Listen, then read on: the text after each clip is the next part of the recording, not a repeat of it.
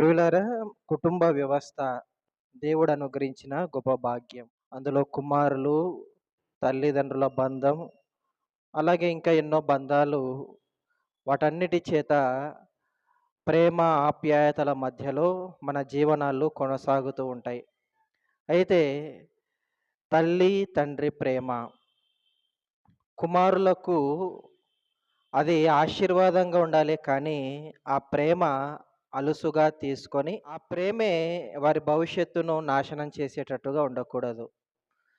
మన ప్రేమ, మన ఆప్యాయత వారికి కావలసినటువంటి అవసరాలను తీర్చే పద్ధతిలో ఎంత మేరకు పిల్లలను మనం ప్రేమిస్తున్నాం, మన ప్రేమను బట్టి వారేమైనా చెడు అలవాట్లకు లోనవుతున్నారా? మన ప్రేమను అలుసుగా తీసుకొని, లేదంటే మన ప్రేమను ఆసరాగా తీసుకొని, వారి భవిష్యత్తుకు ఏమైనా ఆటంకం కలిగించుకుంటున్నారా? చదువు విషయంలో కానీ, అలాగే వారి భవిష్యత్తు విషయంలో కానీ, ఆరోగ్యపరంగాను ప్రతి విషయమునందు తల్లిదండ్రులు కాస్త పిల్లల పెంపకములో శ్రద్ధ తీసుకొని, కావలసిన అవసరాలను ఎంత కష్టమైనా తీరుస్తున్నాం కదా! కనుక నా కష్టాన్ని వాడు గుర్తిస్తున్నాడా? మన కష్టాన్ని వాడు గుర్తించకపోతే, వాడు ఎలా పెరుగుతున్నాడో తెలియక, తల్లిదండ్రుల కష్టం తెలియక చాలామంది ఈరోజు ఉన్న తల్లిదండ్రులను చూసుకోలేని కుమారులు, కుమార్తెలైతే తల్లిదండ్రులను కోల్పోయిన వారు, మా తల్లిదండ్రులు ఉంటే బాగుంటుంది, వారిని మేము చూసుకోలేకపోయాం అనేటువంటి కుమారులు, కుమార్తెలను సమాజంలో మనం చూస్తున్నాం. ఏదైనా సరే ఉన్నప్పుడే ఒక వస్తువు యొక్క విలువ మనకు తెలుస్తుంది. అవునా కాదా? ఒక విలువ తెలియాలంటే అది మన దగ్గర నుంచి వెళ్ళిపోతేనే తప్ప దాని విలువ తెలియదు. మనకు చేతులు, కాళ్ళు బాగానే ఆడుతున్నాయి. 2 చేతులున్నాయి, 2 కాళ్ళున్నాయి, 2 కళ్ళున్నాయి, 2 చెవులున్నాయి. దేవుడు క్రమంగా, సక్రమంగా అవయవాలను మనకు తయారు చేసి నిర్మించిచ్చాడు కనుక, అవయవాల విలువ మనకు అర్థం కావటం లేదు, తెలియటం లేదు. ఒకసారి చేతిని కోల్పోయిన వారిని చూడండి. ఒకే చేత్తో అన్ని పనులు జేసుకోవాలి. ఊహించుకోండి ఎలా ఉంటుందో. బావుంటుందా? కానీ వారు ఎన్ని ఇబ్బందులు పడుతుంటారో ఒకసారి ఊహించండి. అది వారికి తెలుసు. అవయవం లేదు కనుక, ఆ అవయవం యొక్క విలువ వాళ్ళకి తెలుసు. అన్నీ ఉన్నాయి గనుక మనకేం తెలియటం లేదు. అందుకొరకే ఎటు పడితే అటు వాడేస్తున్నాం. ఏం చేయాలనుకుంటే అది చేసేస్తున్నాం. అవయవాలు లేని వారు ఈరోజు పరుగు పందాలతో పోటీ పడుతున్నారు కాళ్ళున్న వారితో. కాళ్ళు లేని వారు కృత్రిమమైనటువంటి కాళ్ళను ధరించుకొని, కాళ్ళు ఉన్న వారితో పోటీ ఈరోజు పడుతున్నారు. అంటే ఆలోచించండి. మేము కూడా ఏం తక్కువ లేము. కాళ్ళు లేకపోయినా మానసిక ధైర్యాన్ని దేవుడు మాకిచ్చాడు. మానసికంగా మేము పరుగులు తీసేటువంటి ఆలోచనలు దేవుడు మాకు అనుగ్రహించాడని జెప్పేసి, ప్రతి పనిలో అవయవాలు సక్రమంగా ఉన్న వారితో పోటీ పడుతున్నారు. చివరికి ఏమీ కనబడని అంధులు సహితం. ఏమీ కటిక చీకటి వాళ్ళకు. పుట్టుకతోనే గురుడితనం. అలా పుట్టుకతోనే గ్రుడ్డివారుగా పుట్టినటువంటి వారికి అంతా చీకటే. ఏనుగు ఎలా ఉంటుందో తెలియదు. నలుగురు గుడ్డివారిని తీసుకొని పోయారట. "రేయ్! ఏనుగు ఎలా ఉంటుందో చూపిస్తానురా" అని చెప్పేసి గుడ్డివారిని తీసుకొని పోయారట. గుడ్డివారిని తీసుకొని పోయి స్తంభం దగ్గర నిలబడ్డాడట. స్తంభం దగ్గర నిలబడి, అలా స్తంభం దగ్గర నిలబడి, "రేయ్! ఏనుగు క్షమించండి. ఏనుగు దగ్గరికి తీసుకొని వెళ్ళిపోయిన తర్వాత ఒకడు కాళ్ళను పట్టుకున్నాడట. ఏనుగు కాళ్ళను పట్టుకున్నాడట. ఎవరు? కళ్ళు లేని వ్యక్తి. అలా కళ్ళు లేని వ్యక్తి ఏనుగు కాళ్ళను పట్టుకొని మరి ఏనుగు ఎలా ఉంటుందో వాడి ఊహించుకున్నాడట. ఊహించుకొని ఏనుగు ఎలా ఉంటుందంటే ఒక నిర్ధారణకొచ్చాడు. తాను చేతులతో స్పృశిస్తున్నాడు గదా! చేతులతో తాకాడు. చేతులతో తాకాడు, దాన్ని పట్టుకున్నాడు. అలా పట్టుకొని అలా నిలబడినటువంటి ఆ కళ్ళు లేని వ్యక్తి ఏనుగు ఎలా ఏనుగు ఎలా ఉంటుంది? 4 కాళ్ళు కదా! ఒక తొండం, ఒక చిన్న తోక, భారీ ఆకారం. అది పండ్లను ఈజీగా తినేస్తుంది. ఏ ఆహారైనైనా ఈజీగా తినేస్తుంది అని మనకు తెలుసు. కాబట్టి ఏనుగును మనం చూశాం కాబట్టి ఏనుగు ఇలా ఉంటుంది, కాళ్ళుంటాయి, దానికి తోక ఉంటుంది, దానికి తొండం ఉంటుంది, అది ముక్కుతో తొండముతో ఆహారాన్ని తీసుకుంటుంది, ముక్కుతోనే నీటిని స్వీకరిస్తుంది అని ఇవన్నీ మనం కళ్ళతో చూస్తున్నాం కానీ గ్రుడ్డివాడిని ఏనుగు దగ్గరికి తీసుకొని వెళ్ళిపోతే వాడు కాళ్ళు పట్టుకున్నాడట. కాళ్ళు పట్టుకొని వాడప్పుడు ఒక నిర్ధారణకొచ్చి ఏనుగు ఎలా ఉంటుందంటే ఒక స్తంభములా ఉంది అన్నాడట. కాళ్ళను పట్టుకొని. దాని కాళ్ళు అలాగే ఉంటాయి గదా! దాని కాళ్ళు అలాగే ఉంటాయి. చాలా చక్కగా, చాలా మందంగా అలా దాన్ని అలా పట్టేసుకోగానే రౌండ్‌గా వాడికి ఎలా కనిపించిందంటే ఒక స్తంభంలా కనిపించింది. ఓహో! ఏనుగంటే ఆ గుడ్డివాడొచ్చి ఏనుగు ఒక స్తంభములా ఉంటుంది అని మీ దగ్గర చెప్పారనుకోండి. వింటారా మీరు? ఏనుగు స్తంభంలా కాదురా నాయనా, ఏనుగు ఏనుగులాగా ఉంటుంది అని మనం చెప్తాం. మనం చూసాం కాబట్టి. అంటే గ్రుడ్డి లేని గుడ్డి వ్యక్తులు ఎలా ఆలోచన చేస్తున్నారు చూడండి. కళ్ళు లేవు, కనిపించడం లేదు. ఏది స్పృశిస్తే అది ఫలానా అని వారికి తెలుసు అంతే. చూడటానికి శక్తి లేదు వారికి. కళ్ళు లేవు. అలాగే చెవులను పట్టుకున్నాడట. చెవులను పట్టుకొని చెవులను పట్టుకొని వాడేమన్నాడంటే, "ఏనుగు ఎలా ఉంటుందంటే" అని చెప్పేసి, "ఏనుగు చాటలా ఉంటది" అన్నాడట ఒకడు. రెండోవాడు. ఒకడు తోకను పట్టేసుకొని, "ఏనుగు ఎలా ఉంటదంటే, పెద్ద తాడులా ఉంటది" అన్నాడట తోకను పట్టుకొని ఒకడు. ప్రియులారా ఆలోచించండి. అంటే ఒక్కొక్కరు వారికి కళ్ళు లేవు కాబట్టి, వారికి ఏనుగు ఏ విధంగా ఉందో తెలుసుకోలేని పరిస్థితి. మనకు కళ్ళున్నాయి. ఏనుగును చూశాం, సింహాన్ని చూశాం, పులులను చూస్తున్నాం, పిల్లిని కూడా చూస్తున్నాం. అన్నిటిని చూస్తున్నాం.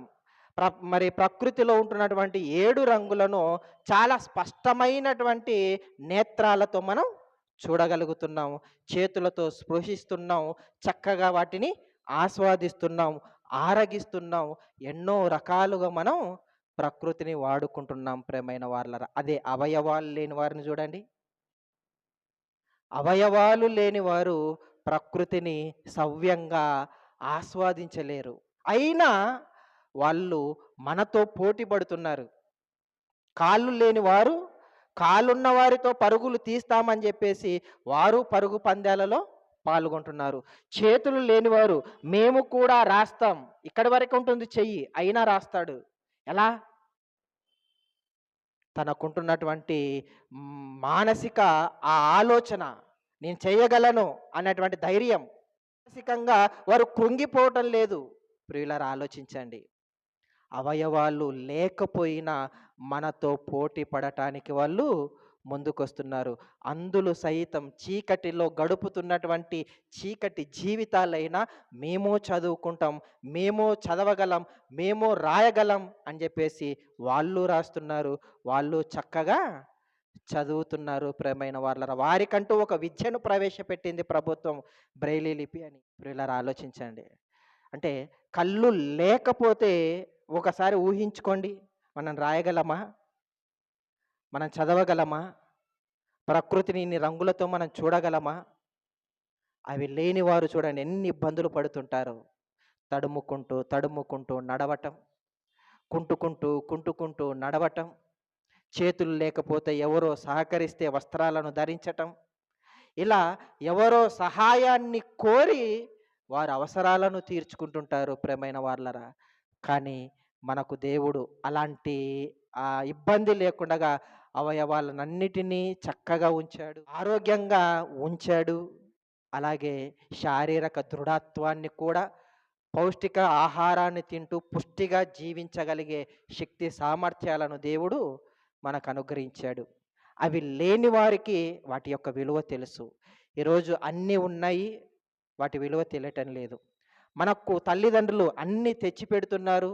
కాబట్టి ఈరోజు తల్లిదండ్రుల యొక్క విలువ కుమారులకు, కుమార్తెలకు అర్థం కావటం లేదు. ఒకసారి తల్లిదండ్రి లేని పిల్లలను ఒకసారి చూడండి. చూస్తుంటారు కదా వీడియోస్. అలాగే సమాజంలో మనం చూస్తుంటాం గదా! తల్లిదండ్రులు లేని పిల్లలు ఎన్ని ఇబ్బందులు ఎదుర్కొంటున్నారు. ఎంత మానసికంగా వాళ్ళు కృంగిపోతుంటారు. ఒకవేళ తల్లి, తండ్రి లేని అమ్మాయి అయితే మరీ ఘోరం. తల్లి, తండ్రి లేని అబ్బాయి అయితే ఒకసారి ఆలోచించండి ప్రియమైన వాళ్ళరా. ఏదో ఒక వ్యక్తి దగ్గరికెళ్ళిపోయి అతని దగ్గర అడుక్కోవటానికి ఒక బినామీగా వాడు అక్కడ ఊడిగం చేయాలి.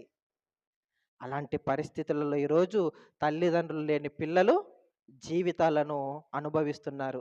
కానీ ఈరోజు తల్లిదండ్రులనిచ్చాడు, బంధువర్గాన్నిచ్చాడు, అవయవాలనిచ్చాడు, అన్నిటిని మన కాళ్ళ దగ్గరికి తీసుకొనొస్తున్నాడు. కనుక అన్నిటిని తెచ్చాడు. అన్నిటి యొక్క విలువ మనకు అర్థం కావటం లేదు. దేని విలువ మనకు అర్థం కావటం లేదు ప్రియమైన వారలారా. ఆదివారం రాగానే నీకు కావలసినటువంటి ఆహార పదార్థాలు, రోజు తినేటువంటి ఆహార పదార్థం కంటే ఆ రోజు స్పెషల్‌గా ఉండాలి. తల్లిదండ్రులు ఏ కష్టం మరి ఎలాంటి కష్టం అనుభవించినా మనకు అవసరం లేదు. ఎందుకు ఇది తెచ్చావు? ఇలా ఆలోచించండి.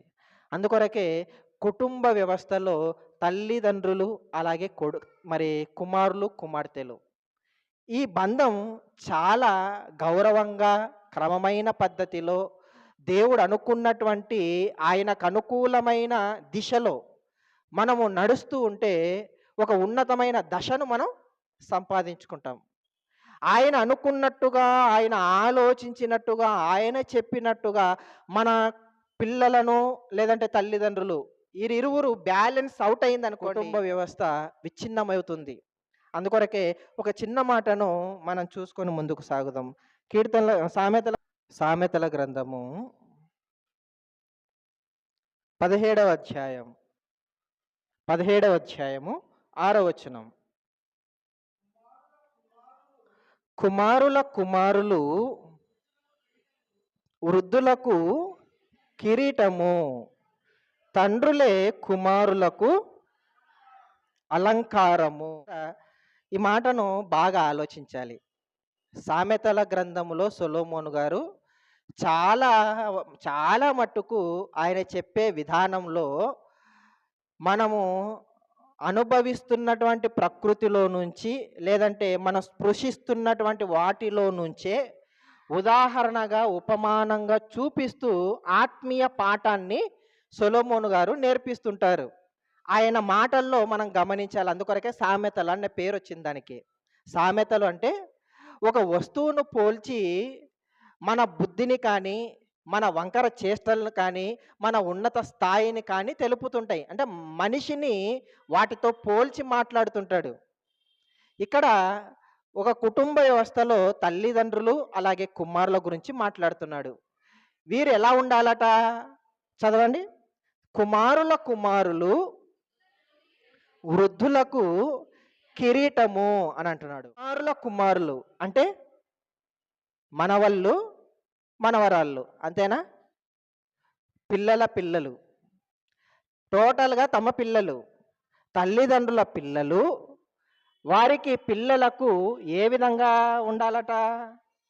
కుమారుల కుమారులు పిల్లలు పెద్దలకు ఏ విధంగా ఉండాలట? కిరీటం అంటున్నాడు. కిరీటం అంటే అప్పుడప్పుడు మనం ప్రపంచ స్థాయి పోటీలను మనం చూస్తుంటాం. ప్రపంచ స్థాయి పోటీలు.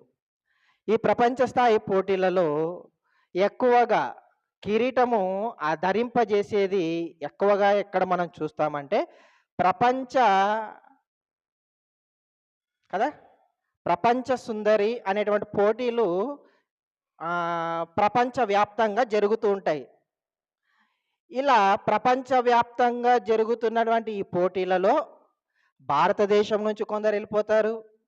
జర్మనీ, జపాన్, మరి అమెరికా, చైనా, ప్రతి దేశం నుంచి వెళ్ళిపోతారు. అలా ప్రతి దేశం నుంచి వెళ్ళిపోతున్నటువంటి వారు మేము కూడా ఈ ప్రపంచానికి సుందరీమణులము. లేదంటే ప్రపంచములో ఎవరికీ లేని సౌందర్యం మాకు మాత్రమే ఉంది అని తమను తాము రుజువు చేసుకోవటానికి, తమకు తాముగా నిరూపించుకోవటానికి ఆ వేదిక మీద నిలబడుతుంటారు. ఆ వేదిక మీద ఎవరైతే జడ్జిలు తీర్పు చెప్పేవారు ఎవరైతే ఉంటారో, మరి ఎంతమంది పాల్గొనని 100 మందా? 1000 మందా? లేదంటే ఇంకెంతమంది పాల్గొనినా వారికున్నటువంటి నాలెడ్జ్ ప్రకారంగా కొంతమందిని మాత్రమే సెలెక్ట్ చేసి, ఆ కొంతమందిలో ఒకరిని మాత్రమే ప్రపంచ సుందరిగా జడ్జిమెంట్ తీర్పిస్తారు. అంటే ఈ ప్రపంచంలోకెల్లా ఈవిడే సౌందర్యవతి. ఈవిడకున్నటువంటి సౌందర్యం ఇంకా ఎవ్వరికి లేదు ప్రపంచంలో అని ఒక సర్టిఫికేట్ ఇచ్చేస్తారు. ఒక సర్టిఫికేట్ ఇచ్చిన తర్వాత ఆవిడకు మరి ఆవిడను ఘనపరుస్తుంటారు. ఆవిడను మరి సన్మానిస్తుంటారు. అలా సన్మానిస్తూ ఆవిడ తల మీద ఏం పెడతారంటే వజ్రాల కిరీటం పెడతారు. వజ్రాలతో అలంకరింపబడిన ఒక కిరీటమును తన తల మీద అలంకరిస్తారు ప్రియమైన వారలారా. ఆ ఫోటోస్‌ని మనము న్యూస్ ఛానల్స్‌లో చూస్తుంటాం. అలాగే న్యూస్ పేపర్‌లో కూడా చూస్తూ ఉంటాం. అంటే ఆ వజ్రాల కిరీటం తన మీదికి రావటానికి గల కారణం అమ్మ వాక్యం వింటున్నారా? ఆ వజ్రాల కిరీటం తన తల మీదికి రావటానికి గల కారణం ఏంటంటే, అంతమందిలో నేనొక్కదానినే అని నిరూపించుకుంది కాబట్టి. కదా! అలా నిరూపించుకుంది కాబట్టి తన తల మీదికి కిరీటం వచ్చేసింది. అలాగే పూర్వపు రాజుల కాలంలో రాజ్యాన్ని పరిపాలిస్తున్నటువంటి రాజుగా ఎంపిక చేయటానికి ముందుగా అక్కడుంటున్నటువంటి మంత్రివర్యులు లేదంటే ఆహ్, వేదాంత పరంగా రాజును నియమించేవారు కొన్ని సాంప్రదాయాలున్నాయి. అలాగే మరి మనకు బైబిల్ సిద్ధాంత ప్రకారంగా రాజులను నియమించే ఒక పద్ధతుంది. ఆ పద్ధతి ప్రకారంగా రాజులను నియమిస్తున్నటువంటి సమయమున రాజుల తల మీద ఈయన రాజు, ఇదిగో ఈయన జయించగలడు, ఈయనకు శక్తి సామర్థ్యాలు ఉన్నాయి, ఈయనకు శరీర దారుఢ్యం ఉంది, అలాగే మానసిక ధైర్యం ఉంది, అలాగే శారీరక బలం ఉంది, ప్రతి విధములోనూ ఈయన రాజుగా అర్హుడు అని చెప్పేసి అతనిని సన్మానిస్తుంటారు. అతనికి పట్టాభిషేకం చేస్తుంటారు. ఆ పట్టాభిషేకం చేస్తున్నటువంటి సమయమున ఆయనకు కూడా తల మీద ఏం పెడతారు? కిరీటం పెడతారు. ఆయనకు కూడా ఒక వజ్రాలతో తయారు చేయబడినటువంటి మరి కిరీటాన్ని తన తల మీద పెట్టి అతనిని సన్మానిస్తుంటారు. ఇదిగో ఈయనే అందరిలోకెల్లా రాజు అని ఆ కిరీటము ధరించాడు కాబట్టి మనం అర్థం చేసుకుంటుంటాం. సన్మానించారు, ఘనపరిచారు. అంటే రాజును ఘనపరచటానికి కిరీటం, అలాగే పోటీలో నెగ్గిన వారిని ఘనపరచటానికి స్త్రీలైతే వారికి కిరీటం పెట్టి వారిని సన్మానిస్తున్నారు, ఘనపరుస్తున్నారు, ఘనుడుగా ఎంపిక చేయబడుతున్నారు ప్రియమైన వారలారా. ఇక్కడ కుటుంబ వ్యవస్థలో నీకు కూడా కిరీటం ధరింప చేయబడాలి అనుకుంటున్నావా? ఘనపరచబడాలనుకుంటున్నావా? గొప్ప చేయబడాలనుకుంటున్నావా? నీవే అందరిలోకెల్లా గొప్ప కుటుంబం అని నీ కుటుంబం కీర్తి సాధించాలనా, ఘనత సాధించాలనా, అలా గొప్ప ఖ్యాతి సంపాదించాలంటే చెప్తున్నాడు, ఆ ఖ్యాతి ఎవరి వలన వస్తుంది? ఆ ఘనత ఎవరి వలన వచ్చేస్తుంది? ఆ గొప్పతనం ఎవరి వలన వచ్చేస్తుందంటే చెప్తున్నాడు ప్రియమైన వారలారా, నీ పిల్ల నీ పిల్లల వలన నీ కుటుంబానికి ఏం రావాలి? ఘనత రావాలి. ప్రియులారా ఆలోచించండి. కుటుంబ వ్యవస్థలో ఇది రాజులను పరిపాలించే రాజరిక వ్యవస్థలో కిరీటం ధరించటం అది. అలాగే ప్రపంచ పోటీలలో లేదంటే ఇంకా ఇతరత్ర పోటీలలో ఒకవేళ నెగ్గితే ఆ కిరీటాలు వేరు, ఘనత వేరు, ఆ సన్మానం వేరు. కానీ న్యాచురల్‌గా నీకుంటున్నటువంటి లక్షణాలను బట్టి, నీకుంటున్న కుటుంబ వ్యవస్థను బట్టి, నీ కుటుంబం అనుసరించే పద్ధతిని బట్టి, నీ కుటుంబం యొక్క తీరు తెన్నులను బట్టి నీ కుటుంబానికి ఘనత, కిరీటం. ఘనత అంటే కిరీటం అంటే ఘనత. ఆ సన్మానం, ఆ ఘనత నీ కుటుంబానికి రావాలంటే చెబుతున్నాడు ప్రియమైన వాళ్ళరా, నీ పిల్లలు జాగ్రత్తగా నీవు పెంచాలి. నీ పిల్లలను బట్టే నీ కుటుంబం యొక్క పరువు, ప్రతిష్టలు ఆధారపడి ఉన్నాయని ఒక మాటలో చెప్తున్నాడిక్కడ.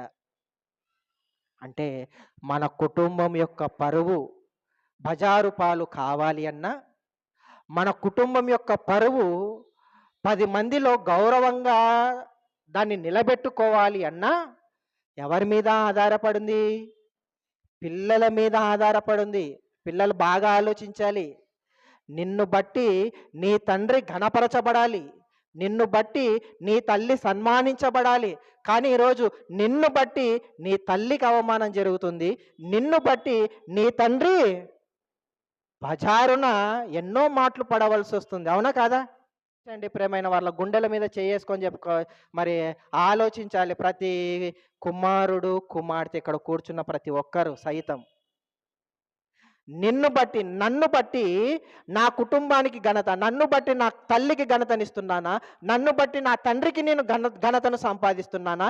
లేదంటే నన్ను బట్టి నా తల్లికి అవమానాన్ని తీసుకొనొస్తున్నానా? అన్నది ఒక్కసారి ఆలోచించండి ప్రియమైన వారలారా. ఇక్కడ ఏం చెప్తున్నాడో తెలుసా? ఒక కుటుంబ వ్యవస్థ, ఘనత, కిరీటం, గొప్పతనం, సన్మానం అందరిలోకెల్లా ఆ కుటుంబం మంచి కుటుంబం అని పేరు ప్రఖ్యాతలు సంపాదించుకోవాలంటే ఇదిగో మీ మీదనే ఆధారపడింది. మీ బ్రతుకు మీదనే ఆధారపడింది. మీరు చక్కగా చదువుకొని మరి కుటుంబానికి మంచి పరువును, మంచి పేరును తీసుకొని రావాలి. మీ జీవన విధానాన్ని బట్టి, మీరు అనుసరించే విధానాలను బట్టి నీ తల్లిని, నీ తండ్రిని 10 మందిలో మెచ్చుకోవాలి. చాలా చక్కగా పెంచావయ్యా నీ కుమారుణ్ణి, నీ కుమార్తెను అని నిన్ను బట్టి నీ తండ్రిని అక్కడ టీ హోటళ్ళ దగ్గర కానీ, ఆయన కూర్చున్నటువంటి చోట కానీ, ఆయన తల దించుకునేటట్టుగా ఉండకూడదు మనం. మన జీవితం రోడ్ బయటికి వెళ్ళిపోతే నేనే తలెత్తుకొని నడవాలి అనేటట్టుగా ఉండకూడదు మన జీవితం. స్టూడెంట్ జీవితం చాలా విలువైనది ప్రియమైన వారలారా. భవిష్యత్తు చాలా ఉన్నతమైనది. అది నిర్ధారించుకోవటానికి, దాని తెలివితేటలు సంపాదించుకోవటానికే విద్య. విద్య కోసం వెళ్ళిపోయినటువంటి విద్యార్థులు ఏమవుతున్నారు చెప్పండి? ఏమవుతున్నారు? ఏం ఆలోచిస్తున్నారు? దేనికోసం? చదువుకోండి రా అని స్కూలుకు పంపించి వాళ్ళకి మంచి మరి నూతనమైన పుస్తకాలు, ఏదో సెకండ్ హ్యాండ్ పుస్తకాలు ఇస్తే మరలా వానికి ఆ నామోషి కదా, సెకండ్ హ్యాండ్ పుస్తకాలు కొనిస్తే మరలా స్కూల్లో అందరు బెంచ్మెంట్లో ఏ విధంగా ఉంటుంది? అందరు కొత్త పుస్తకాలు తీస్తుంటే ఆల్రెడీ పేరు తీసినటువంటి బుక్, ఆల్రెడీ లైన్లు గీసినటువంటి బుక్ తీస్తుంటే ఏ విధంగా ఉంటుంది వీడికి? మరలా నామోషి కొత్త పుస్తకాలే కావాలి. కొత్త పుస్తకాలు కొనిచ్చి, కొత్త డ్రెస్ కొనిచ్చి, కొత్త షూస్ కొనిచ్చి నిన్ను స్కూలుకు పంపిస్తే అక్కడ ఆలోచించేది ఏంటి నువ్వు అసలు? బెంచ్ మీద కూర్చొని, బెంచ్ మీద కూర్చున్నటువంటి నీవు చక్కగా నీ కన్ను చూపు గురువు మీద ఉండాలి. కానీ దేని మీద ఉంటుంది? ఆలోచించండి ప్రియులరా. నిన్ను బట్టి ఎవరో గురువుల దగ్గర కానీ, నిన్ను బట్టి ఎవరో టీ హోటల్ దగ్గర కానీ, నిన్ను బట్టి ఎక్కడో సమాజంలో కానీ తల దించుకునేటట్టుగా నీ తండ్రి ఉండకూడదు. చెప్తున్నాడు చూడండి ప్రియులారా, కుమారులు వృద్ధులకు, పెద్దలకు, కుటుంబానికి ఘనత, కిరీటం లాంటి వారు మీరు. మీ కుటుంబం ఉన్నతమైన పేరును సంపాదించుకోవాలంటే ఇదిగో మీ పేరు మిమ్మల్నే చూస్తుంది. మిమ్మల్నే చూస్తుంది. తల్లిదండ్రులు కష్టపడతారు. వాళ్ళు ఏదో మరి తినకనో, లేదంటే వారు కూడబెట్టినది రూపాయి మరి ఖర్చు చేయకుండా అలా నిల్వ చేసి ఏదో ఒక రకంగా సంపాదిస్తారు. మరి చక్కగాని మరి ఇల్లు కట్టిస్తారు, చక్కగా మరి వాహనాలను కొంటారు. వారు మంచిగానే ఉంటారు. మంచిగా బ్రతుకుతున్నటువంటి వారు ఇంకా మంచి పేరును సంపాదించుకోవాలంటే నీ మీదే. వాళ్ళు తినక కూడబెట్టింది ఎవరు? నీ కోసమే. అలా నీ కోసం వాళ్ళు ఖర్చు చేసి, నీ కోసం వాళ్ళు ఇల్లు కట్టించి, నీ కోసం వాహనాలను కొని, నీ కోసం చదువుకి, విద్యకు పెట్టుబడి పెట్టి, ఇన్ని రకాల వాళ్ళు ఇబ్బందులను ఎదుర్కొని వాళ్ళు కష్టపడి అన్ని సమకూరుస్తుంటే, విద్యార్థిగా, ఒక కుమారుడిగా, ఒక కుమార్తెగా నువ్వు చెయ్యవలసినది ఏంటి అసలు? చదవటానికి దూరం పంపించారు. చదవటానికి నిన్ను నమ్మి పంపించినప్పుడు, నిన్ను నమ్మి పంపించినటువంటి నీ తల్లిని, నీ తండ్రిని మోసం చేస్తున్నావా? మాయ చేస్తున్నావా? ప్రియులారా ఆలోచించండి. మాయ చేయకూడదు. తల్లిదండ్రులను మోసం చేస్తున్నావా? నిన్ను కన్ని, పెంచి, యథార్థంగా నీకు కావలసినవన్నీ తీసుకొనొచ్చి, అన్నిటిని సమకూర్చి నీ కాళ్ళ దగ్గర పెడితే, అలాంటి వారిని మోసం చేయటం ఎలా? అలాంటి వారిని మాయ చేయటం ఎలా? మాయ చేసేస్తుంటాం కదా! ఎలాంటి సింపుల్‌గా మాయ చేసేస్తుంటాం. ఎలా మాయ చేస్తుంటాము? ప్రోగ్రెస్ కార్డ్ వచ్చేస్తుంది కదా! పరీక్షలు రాసిన తర్వాత ప్రోగ్రెస్ కార్డ్ వచ్చేస్తుంది. వచ్చేసిన తర్వాత సంతకం పెట్టించుకొని రారా అని ప్రోగ్రెస్ కార్డ్ ఇంటికి పంపిస్తారు. ఇంటికి పంపించిన తర్వాత ప్రోగ్రెస్ కార్డ్ మీద తండ్రి సంతకం ఉండదు. ఎవరి సంతకం ఉంటది? నీవే నీ తండ్రి సంతకం, నీవే నీ తల్లి సంతకం పెట్టేసుకొని ప్రియులారా ఆలోచించండి.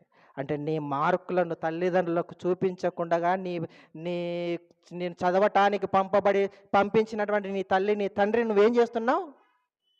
అంత పెట్టుబడి పెట్టి, అంత కష్టపడి నిన్ను చదవటానికి పంపిస్తే, అసలు చదివించటానికి పంపిస్తున్నటువంటి నీ తల్లిదండ్రుల స్థాయి ఒకసారి ఊహించుకో. ఆలోచించు. కళ్ళెదురుగా ఉన్నారు కదా! సిమెంట్ పని చేస్తున్నారు చాలామంది. ఆ సిమెంట్ పనిలో వారి కాళ్ళు రక్తాలొస్తుంటాయి ఒక్కొక్కసారి. నీ తల్లి సిమెంట్ పనికే, మట్టి పనికే, లేదంటే కూలి పనికే రక్తాలు కారుతుంటాయి. ఎన్నో గాయాల పాలవుతుంటారు. ఓర్చుకొని పని చేస్తుంటారు. దేనికోసం? దేనికోసం? నీ భవిష్యత్తు కోసం. నీకు చక్కటి విద్యను అందించాలి అని. నేను మట్టి పని చేస్తున్నాను, నేను కూలి పని చేస్తున్నాను, నా నెత్తిన బేల మోసుకొని మట్టిని మోస్తున్నాను. కానీ మా వాడి నెత్తిన, మా కుమార్తె నెత్తిన ఇలాంటి మట్టి ఉండకూడదు అని చెప్పేసి, నా కుమారుడికి, నా కుమార్తెకు ఈ గతి రాకూడదని చెప్పేసి చక్కగా చదివిస్తుంటారు ప్రియమైన వారలారా. అలాంటి తల్లిదండ్రులను ఈరోజు ఏం చేస్తున్నారు? మా మోసం. ప్రియులారా ఆలోచించండి. అలా మోసం చేసినటువంటి నీకు ఒకరోజు నీకు పిల్లలు పుడతారు. నీవు పెళ్లి చేసుకుంటావు కదా! నువ్వు ఎదుగుతావు. నువ్వు ఎదిగిన తర్వాత డబల్ మోసం అప్పుడు నీకే. యాకోబు గారు బైబిల్‌లో మనకందరికీ తెలుసు కదా! యాకోబు గారు ఆయన ఎవరిని మోసం చేసి ఎవరిని మోసం చేశాడు? కన్న తండ్రిని. దేనికోసం? ఆశీర్వాదం కోసం. ఆశీర్వాదం కోసం కన్న తండ్రిని మోసం చేసి సంపాదించుకున్నాడు ఆశీర్వాదాన్ని. అలా ఆశీర్వాదాన్ని మోసం చేసి సంపాదించుకున్న యాకోబునే దేవుడు విడిచిపెట్టలేదు. కానీ అలాంటి యాకోబుని ఏ విధంగా పొగుడుతాం మనం? అబ్రహాము దేవుడా, ఇస్సాకు దేవుడా, యాకోబు మూడవ స్థానంలో ఉన్నాడు ఆయన. రాజేష్ దేవుడా అంటారా? నీ దేవుడు నా దేవుడు అని అంటారా? అంటే ఆనాటి నుంచి నేటి వరకు అబ్రహాము, యాకోబు, అబ్రహాము, ఇస్సాకు, యాకోబులు వీరి ముగ్గురు పేర్లే వినబడుతున్నాయి. అబ్రహాము దేవుడు, ఇస్సాకు దేవుడు, యాకోబు దేవుడు. దేవుడు కూడా చెప్పుకున్నాడు, నేను ఎవరి దేవుడనో తెలుసా? అబ్రహాము దేవుడను. నేను ఎవరి దేవుడనో తెలుసా? ఇస్సాకు దేవుడను. నేను ఎవరి దేవుడనో తెలుసా? యాకోబు దేవుడను. అంత పేరు సంపాదించిన ఆయన తండ్రిని మోసం చేసి సంపాదించుకున్నాడు. పోని దేవుడు ఏమైనా విడిచిపెట్టాడా? నేను ఆయన దేవుడని అని చెప్పుకున్నంత మాత్రాన యాకోబుని ఏమైనా విడిచిపెట్టాడా? డబల్ చేశాడు. కొలువు చేశాడట. దేనికోసం? ఎవరి కోసం? ఎవరి దగ్గర? లాభాన్ దగ్గర మరి కొలువు చేస్తున్నాడు, పని చేస్తున్నాడు. 7 సంవత్సరాలు చేశాడట. అది ఎవరి కోసం? అంతకుముందు సంవత్సరాలు పనిచేశాడు. అంతకుముందుగా పనిచేశాడు. మామగారు వచ్చారు, అయ్యా ఎన్నాళ్ళయ్యా ఇంత మరి జీతం లేకుండా డబ్బులు చేస్తావు, నీకు కూడా ఏదో ఒక భవిష్యత్తు కావాలి కదా, డబ్బులు ఇస్తాను చేసేసేయి అంటే, నేను మరి డబ్బుల కోసం అయితే వద్దులే, మరి నీ కుమార్తె ఉంది కదా రాహేలి, తన కోసం పని చేస్తానన్నాడు. 7 సంవత్సరాలు పనిచేయాలి మరి ఆవిడ కోసం నువ్వు అంటే, ఓ చేస్తానులే అవేంతసేపు అనుకున్నాడు. 7 సంవత్సరాలు కళ్ళెదురుగా ప్రేమించిన అమ్మాయి ఉంది కాబట్టి కళ్ళ ముందు కాలం కనబడుతుందా? ప్రేమించిన అమ్మాయిని చూస్తుంటే కాలం అలా గడిచిపోతుంది అంతే. అవునా? అలా లెటర్ చూస్తుంటే టైం కూడా కనబడదు మనకి. బెడ్ మీదకి వెళ్ళిపోయినా లెటరే చూసుకుంటుంటాం. ఈరోజు సెల్ ఫోన్లు చూసుకుంటుంటాం. ఫొటోస్, చాటింగ్, కాలం కనబడదు. బెడ్ మీదకి అదే, చివరికి బాత్రూమ్కి వెళ్ళిపోయినా కూడా అదే పరిస్థితి. అలా ఉంది. ప్రియులారా ఆలోచించండి. ఈరోజు తల్లిదండ్రుల కష్టాన్ని గుర్తించిన వారు ఉన్నారా? అలా యాకోబు గారు మోసం చేసి సంపాదించుకున్న ఆయన ఆశీర్వాదాన్ని అతనికి ఇచ్చిన యాకోబును మాత్రం విడిచిపెట్టలేదు దేవుడు. యాకోబుని విడిచిపెట్టలేదు. మోసానికి మోసం అంతే. నువ్వు నీ తల్లిదండ్రులను మోసం చేస్తున్నావా? మాయ చేస్తున్నావా? రేపొద్దున నీ పిల్లలు నీకదే చేస్తారు. నువ్వు ఏమి విత్తావో కదా! అదే కదా మనం కోసేది. నువ్వు ఏం విత్తుతున్నావు? తల్లిదండ్రులను మోసం చేసిన జీవితం, లేదంటే బంధువులను మోసం చేసిన జీవితం అనేది, అదే నువ్వు అనుభవిస్తావు. అదే బాధ ఎలా ఉంటుందో భవిష్యత్తులో నువ్వు తెలుసుకోవాలి అని రిపీట్ చేస్తాడు కాలాన్ని. దేవుడు రిపీట్ చేస్తాడు ప్రియమైన వారలారా. అందుకొరకే నిన్ను బట్టి నీ తండ్రి ఘనపరచబడేటట్టుగానే ఉండాలి. మోసం చేయొద్దు, మాయ చేయొద్దు, అవమానాన్ని తీసుకొని రావద్దు అంటున్నాడు చూడండి ప్రియమైన వారలారా. కుమారుల కుమార్ కుమారుల కుమారులు వృద్ధులకు ఘనత. ప్రియులారా ఆలోచించండి. ఘనపరచబడాలి, నీ తండ్రి సన్మానించబడాలి. అలా ఉండాలట పిల్లలు. ఒక్కొక్క కుమారుడు ఇదిగో తలలో కిరీటం ఏ విధంగా ఉంటుంది? వజ్రాలతో పొదిగినది కదా, వజ్రాలతో పొదిగినది. అలా పిల్లలు చేస్తున్నటువంటి ప్రతి మంచి పని తన తల మీద పెట్టే ఒక వజ్రం. నువ్వు చేసే ప్రతి పని వజ్రం వజ్రం వజ్రం. అలా వజ్రాలతో మంచి పనులతో తయారు చేయబడిన ఒక కిరీటాన్ని నీ తల్లికి నీ తండ్రికి నీవు అలంకరించాలి ప్రియమైన వారలారా. అందులో నుంచి ఒక వజ్రం రాలిపోయింది అనుకోండి, కమ్మ పెట్టుకుంటారా మీరు? కనిపించదు. వాస్తవానికి అందులో నుంచి ఒకటి రాలిపోయింది అనుకోండి, కనబడదు. అయినా అది రాలిపోయింది కాబట్టి, అందవిహీనంగా ఉంది కాబట్టి, అది దానిలో ఏదో కోల్పోయింది కాబట్టి ఏం చేస్తున్నావు? తీసి పారేస్తున్నాం కదా.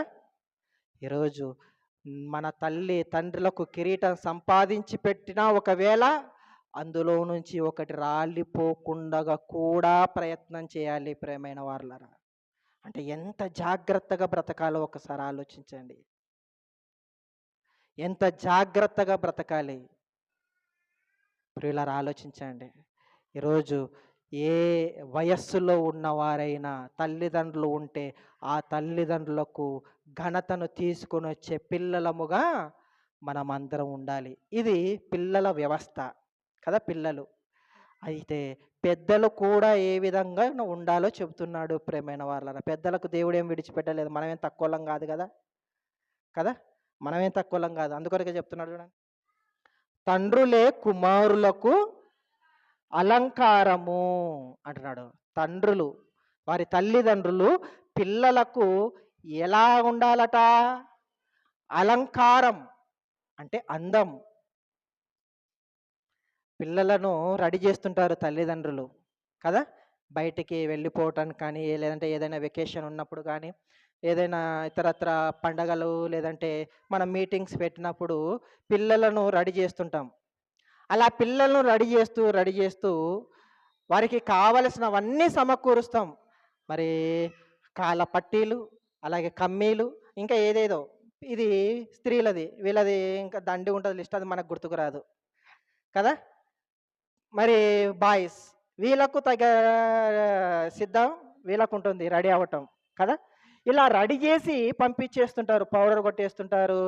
స్త్రీలైతే మొత్తం బాక్స్ ఓపెన్ చేస్తారు. ఒక్కొక్కటి ఒక్కొక్క మరి రంగు ఉంటుంది కదా. మరి ఏషియన్ పెయింట్స్ రకరకాలు ఉంటాయి కదా. ఈ రకరకాల ఏషియన్ పెయింట్స్ అన్నీ తీసేస్తుంటారు. బ్రష్ తీసేస్తుంటారు. అలా బ్రష్ తీసేసిన తర్వాత గోడకి రంగేసినట్టుగా మొత్తానికి ఏదో మొత్తానికి వచ్చేస్తుంటుంది మేకప్. టోటల్గా మేకప్, అందం కదా, అలంకరణ. అయితే ఈ అలంకరణ విషయంలో ఏదైనా తక్కువైతే, ఈ అలంకరణ విషయంలో ఏదైనా తక్కువైంది అనుకోండి, ఊరుకుంటారా? ఏది తక్కువ కాకూడదు. చాలా సందర్భాలలో మరి ఎంగేజ్మెంట్ కార్యక్రమాలకు వెళ్తుంటాం కదా మేము. ఎంగేజ్మెంట్ కార్యక్రమాలకు వెళ్ళిపోయిన తర్వాత తాంబూలం అనేది ఒకటి అయిపోతుంది. ఆల్రెడీ రెడీ ఉంటుంది. ఎవరు? అమ్మాయి. అమ్మాయి రెడీ ఉంటుంది. ఇక ఎంగేజ్మెంట్ శారీ మాత్రమే కట్టించాలి అక్కడ. కానీ అది అక్కడి నుంచి రెడీ చేయటానికి ఎంత టైం తీసుకుంటారో తెలుసా? పాటలు పాడుతూనే ఉంటాం. అందుకొరకే విసుగొచ్చేసి పాటలు బంద్ చేశాం ఇక మేము కూడా. వాళ్ళు వచ్చేటప్పుడు పాట పాడడానికి నేర్చుకున్నాం మేము గూడా. సిద్ధం జేయటానికి ఎంత ఎంత ఎంత ఆలోచిస్తుంటారు? ఎంత ఆలోచన జేస్తుంటారు? 10 మందుంటారు. 10 మందికి 10 ఆలోచనలు. 10 మంది జూస్తుంటారు. ఆ 10 మందిలో ఈవిడకొకటి గుర్తుకొస్తుంది, ఆవిడకొకటి గుర్తుకొస్తుంది, ఆవిడకొకటి గుర్తుకొస్తుంది కదా! ఇన్ని గుర్తుకొచ్చే లోపు సుమారుగా అరగంట నుంచి గంట వరకి టైం. అందుకొరకే ఆహ్, దీనికి సంబంధం లేదు. అయినా ఒకటి జూపిస్తాను మీకు. యెషయా గ్రంథము క్షమించండి. ఇర్మియా గ్రంథము 2వ అధ్యాయము 32వ వచనం. యెషయా గ్రంథము 2వ అధ్యాయము 32వ వచనం.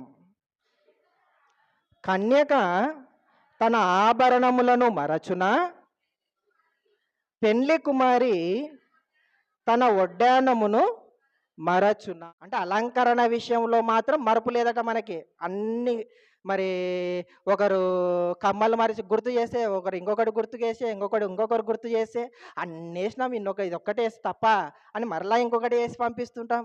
ఇలా రకరకాలవన్నీ ధరించేసి అలంకరణ విషయంలో చాలా ఇంట్రెస్ట్, చాలా చాలా ఇంట్రెస్ట్.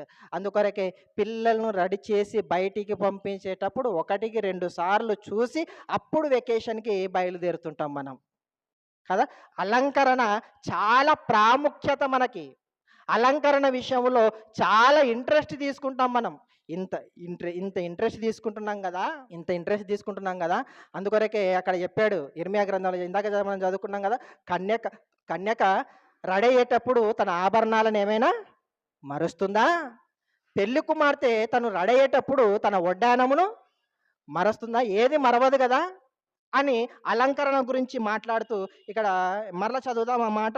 సామెతల గ్రంథము 17వ అధ్యాయము 6వ వచనం, రెండో లైన్, 6వ వచనంలోని రెండో లైన్. తండ్రులే కుమారులకు అలంకారం.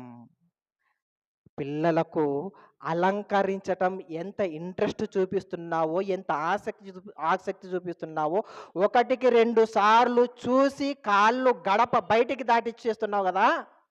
అది కాదమ్మా అలంకరణ అంటే. అదో తెలుసా? నీకు నీవుగా అందాన్ని ఆ బిడ్డకు ధరింపచేయటం. అర్థం కాలేదు కదా! మనము ఏది చేస్తుంటామో పిల్లలు అదే చేస్తుంటారు. అవునా కాదా? తండ్రి బీడి తాగుతున్నాడు అనుకోండి, బిడ్డ ఏం నేర్చుకుంటాడు? అదే నేర్చుకుంటాడు. కారణం బీడీ ప్యాకెట్ తీసుకురమ్మని వీనే పంపిస్తాడు గనుక. కదా! రే 30 నంబర్ రెడ్డి మార్కు అంటుంటాడు. కదా! సీజర్ అంటుంటాడు. ఇంకేదో మార్క్స్. అవన్నీ పిల్లలతో తెచ్చివ్వటం వలన వాడేం చేస్తాడు? కట్టకట్టినటువంటి ఒక కట్టలో నుంచి ఒకటి తీసి అదే కట్టను మరలా దారంతో బిగించి ఏమీ తీయలేనదన్నట్టుగా మన దగ్గరికి తీసుకొని వచ్చి పెడతాడు. నీకు ఒక కట్ట తెచ్చిచ్చాడు అనుకుంటావు, కానీ ఆ కట్టలో నుంచి ఒకటి మిస్ అయ్యింది. అది ఒక కట్టలో నుంచి ఒకటి మిస్ అయ్యింది. ఎందుకు మిస్ అయ్యింది? ప్రియులారా ఆలోచించండి. వాడు తాగటానికి నేర్చుకుంటాడు.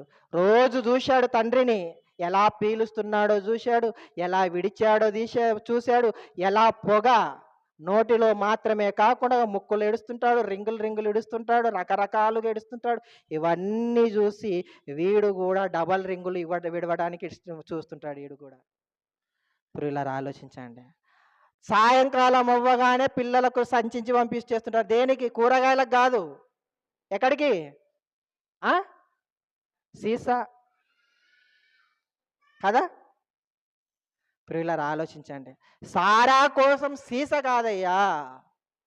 సారా కాదు, మనసారా దేవుని మాటలు నేర్పించే ప్రయత్నం చేయి. అలా ఆలోచించాలి. ఈరోజు తల్లిదండ్రులు పిల్లలకు అలంకరణగా ఉన్నారా? తల్లిదండ్రులు పిల్లలకు అలంకరణ. నువ్వు చేసే రెడీ కాదు, నువ్వు కొట్టే పౌడర్ కాదు, నువ్వు పెట్టే ఆభరణాల వలన కాదు వాడికి అలంకరణ రావాల్సినది. నువ్వు మరి కొట్టే పౌడర్ని బట్టి కాదు వాడికి రావాల్సిన అలంకరణ. దేని వలన రావాలి? నిన్ను చూసి నేర్చుకునే లక్షణాలే వాడికి అలంకరణగా అలంకరించాలి. నువ్వు ఆచరించే మంచి లక్షణాలు, నువ్వు మాట్లాడే ప్రతి మాట మంచి మాట అయినప్పుడు, ఇదిగో ఆ మంచి ముత్యముతో, మంచి ఆభరణముతో, మంచి మాట అనేటువంటి నక్లెస్‌తో మన పిల్లలను మనం ఏం చేయాలి? అలంకరించాలి. ఆ అలంకరణ లక్షణాలను పిల్లలకు నేర్పించగలిగితే, ఆ అలంకరణతో కూడినటువంటి వాడు బయటికెళ్ళిపోయి మాట్లాడుతుంటే, వాడు చక్కగా గౌరవ మర్యాదలతో నడుస్తుంటే, ఎవరయ్యా నిన్ను పెంచింది? ఆ ఘనత కూడా ఎవరికి? కదా, తల్లిదండ్రులకి. ఇలా లక్షణాలు, పద్ధతులు, జీవన విధానం అనేటువంటి ఒక మంచి అలవాట్లతో కూడిన అలంకరణ పిల్లలకు చేయాలి ప్రియమైన వాళ్ళరా. కానీ ఈ అలంకరణ చేయం మనం. ఆడినవన్నీ మాటలన్నీ మాట్లాడేస్తాం పిల్లల దగ్గర. కదా! అన్నీ మాట్లాడేస్తాం. అన్నీ తిట్టేస్తుంటాం. అన్నీ మాట్లాడేస్తుంటాం. అలా మాట్లాడిన మాటలన్నీ వాడు నేర్చుకుంటాడు. మన కుమార్తె నేర్చుకుంటుంది. మనం లేనప్పుడు వారు అప్లై చేస్తుంటారు. పిల్లలు గొడవ పడుకునేటప్పుడు అప్పుడు బయటకొస్తాయి ఆ మాటలు. ప్రియులారా ఆలోచించండి. ఆ మాటలు బయటకొస్తున్నప్పుడు ఎవరికి ఘనత? ఆ! ఘనతనా? అవమానం. కదా! అవమానం ప్రియమైన వాళ్ళరా. అప్పుడు తల్లిదండ్రులు ఆ పిల్లవాడు మాట్లాడుతున్నటువంటి మాటలకు, వాడు చేస్తున్నటువంటి చేష్టలకు అందరూ వాడిని చూసి ఛీ! ఛీ! ఛీ! ఛీ! అని అంటుంటే, అందరూ "ఏరా ఏం మాటలురా ఇంత లేవు, అంత పెద్ద మాటలు మాట్లాడుతున్నావని" అందరూ వాడిని అంటుంటే, ప్రియులారా ఆలోచించండి. తల ఎత్తుకునే పరిస్థితా? తల దించుకునే కదా! మన పిల్లలు మన పిల్లలకు మనం మనం ఆచరించేటువంటి జీవన విధానమే వారికి అలంకరణగా అలంకరించాలి ప్రియమైన వాళ్ళరా. ఆభరణాలు తీసుకొని రావటం పెద్ద సంగతేం గాదు. పౌడరు, రంగులు తీసుకొని రావటం పెద్ద సంగతేం గాదు. జీవన విధానం అనే అలంకరణతో మీ పిల్లలను అలంకరించు. అలా అలంకరిస్తే ఆ అలంకరణతో వాడు బయటికెళ్ళిపోయినప్పుడు ఆహా! వాడు పాట పాడుతుంటే, వాడు మాట్లాడుతుంటే అబ్బా! ఎంత అందం. ఆ అందాన్ని మనము మన పిల్లలకు అలంకరించాలి ప్రియమైన వాళ్ళరా. అది మన జీవన విధానమును సరిచేసుకుంటే తప్ప రాదు. తల్లిదండ్రులు మన మాటలను, మన జీవన విధానమును, మన పద్ధతులను మార్చుకుంటే తప్ప ఆ అలంకరణ మన పిల్లలకు మనం ఇవ్వలేం ప్రియమైన వాళ్ళరా. కనుక ఆ అలంకరణ మన పిల్లలకిచ్చే స్థితిలో మనం ఉండాలి. రెడీ చేయటం పెద్ద ఇంపార్టెంట్ కాదు. ఎవరైనా చేస్తారది. ఎవరైనా చేస్తారు. ఆలోచించండి. అలా ఆ అలంకరణ కాదు మనకు కావాల్సినది. దేవుడు ఆ అలంకరణ గురించి చెప్పటం లేదు సొలొమోను గారి ద్వారా. జీవన పద్ధతులు, గౌరవ మర్యాదలతో కూడినటువంటి మంచి జీవితం, సన్మార్గంతో కూడినటువంటి మంచి లక్షణాలు ప్రియమైన వాళ్ళరా. ఆ మాటలు మాట్లాడుతుంటే, ఆ పాటలు పాడుతుంటే అప్పుడు మన పిల్లలకు అలంకరణ అందరికీ ఆకర్షణీయంగా కనబడతారు. ఇలాంటి పిల్లలు నాకు ఉంటే ఎంత మంచిదనుకుంటారు. ఇలాంటి పిల్లలు నాకు ఉంటే ఎంత మంచిదనుకుంటారు ప్రియమైన వాళ్ళరా. ఇలాంటి పిల్లల నాకొద్దబ్బా అనేటట్టుగా ఉండకూడదు. ఇలాంటి పిల్లలే సేమ్ యాజ్ ఇట్ ఈస్‌గా ఇలాంటి లక్షణాలు కలిగిన పిల్లలే నాకు ఉంటే బాగుంటుంది అనేటట్టుగా సమాజం అలా అనుకునేటట్టుగా, అలా ఆలోచించేటట్టుగా, మనల్ని స్ఫూర్తిగా తీసుకునేటట్లుగా మన కుటుంబ వ్యవస్థ ఉండాలి ప్రియమైన వాళ్ళరా. కనుక మన పిల్లలకు మనం అలంకరణగా ఉండాలి. విద్యార్థులు, పిల్లలు మర్చిపోకూడదు. మిమ్ములను బట్టి మీ తల్లిదండ్రులు అవమానపరచబడకూడదు. సన్మానించబడాలి. గౌరవపరచబడాలి. ఘనత రావాలి వారికి. కాబట్టి ఇలా ఇద్దరు బ్యాలెన్స్ చేసుకుంటూ పిల్లలు తల్లిదండ్రులకు ఘనత తీసుకొని రావాలి. తల్లిదండ్రులు జీవన విధానం అనే అలంకరణ వారికి కలిగించాలి. ఇలా రెండు చక్రాల బండి ఎలా సవ్యంగా సాగుతూ చక్కటి వాహనముగా తయారై అందరి కన్నులకు వాహనం ఆకర్షణీయంగా ఉంటుందో, అలా మన కుటుంబం అందరి కన్నులకు కన్నుల పండుగగా ఉంటుంది. ఇంటి ముందు చూడండి. ఇంటి ముందు కుండీలను మనం కుండీలలో మొక్కలు పెంచుకుంటూ ఉంటాం. అలా మొక్కలతో ఇంటిని అలంకరించుకుంటుంటాం. ఇంటికి సౌందర్యాన్ని తీసుకొని రావాలని. అది కాదు. దేని వలన? మన వలన ఘనత రావాలి. మన వలన ఇంటికి సన్మానం రావాలి. మన వలన ఇంటికి అందం మనల్ని బట్టి ఇదిగో ఈ ఇంట్లోనే ఉంటాడట పలానా వ్యక్తి. వాడు మంచి పాటలు దేవుని పాటలు పాడుతూ మంచి వాక్యం చెప్తాడట, మంచిగా మాట్లాడతారట, మంచి చదువులు చదువుకుంటారట, ఈ ఇంట్లోనే ఉంటారట అని అన్నప్పుడు, ఆ ఇంటి వైపు చూస్తున్నారంటే ఇంటిని చూడటం కాదు, ఇంట్లో ఉన్న వ్యక్తులను చూస్తున్నారక్కడ. ఆలోచించండి. అలాగే మన ఇంటికి మనల్ని బట్టి ఘనత రావాలి. మనల్ని బట్టి గౌరవ మర్యాదలు రావాలి. పరువు ప్రతిష్టలు మన వలన బజారు పాలు కాకూడదు ప్రియమైన వాళ్ళరా. కనుక ఆలోచించండి. మంచి నిర్ణయాన్ని తీసుకోండి. కుమార్తెలు, కుమారులైన ఎవరైనా సరే ఇంతవరకు ఏదైనా పద్ధతులలో తేడా ఉంటే ఇదిగో నన్ను నన్ను పెంచినటువంటి నా తల్లిని నేను మోసం చేయకూడదు. నన్ను పెంచినటువంటి నా తండ్రిని నేను మాయ చేయకూడదు. నన్ను చదవటానికి పంపించారు, చదవాలి. నా చూపులు వేరే రకంగా ఉండకూడదు. నా చూపులు చదువు మీదనే ఉండాలి. నా భవిష్యత్తు మీదనే ఉండాలి. నా భవిష్యత్తు నిర్ణయాలన్నీ నా తల్లిదండ్రులు తీసుకుంటారు. నన్ను కని, పెంచి, పెద్ద చేసినటువంటి నా తల్లిదండ్రులు నా భవిష్యత్తుకు తేడా కలిగించే నిర్ణయాలు తీసుకుంటారా? నిర్ణయాలు వాళ్ళకు విడిచిపెడతాను. నేను చక్కగా చదువుకుంటాను. వారు నన్ను బట్టి ఏం ఆశించి నన్ను పంపిస్తున్నారో వారి ఆశను తీరుస్తాను. వారికి సంతృప్తిని కలిగిస్తాను. వారికి ఘనతను తీసుకొనొస్తాను అనేటువంటి ఒక చక్కటి సన్మార్గముతో కూడినటువంటి, మంచి సద్గుణాలతో కూడినటువంటి జీవితాన్ని పిల్లలు, అలాగే పెద్దలు టోటల్‌గా కుటుంబముగా మనమందరము దైవ సన్నిధిలో దేవుని ఆలోచనల ప్రకారంగా, దేవుడిచ్చినటువంటి మాటల ప్రకారంగా మన జీవనాన్ని కొనసాగించుకుందాం. అలాంటి ధన్యతను దేవుడు మనకందరికి అనుగ్రహించాలని కోరుతూ ఈ నా మాటలను ఇంతటితో ముగిస్తున్నాను.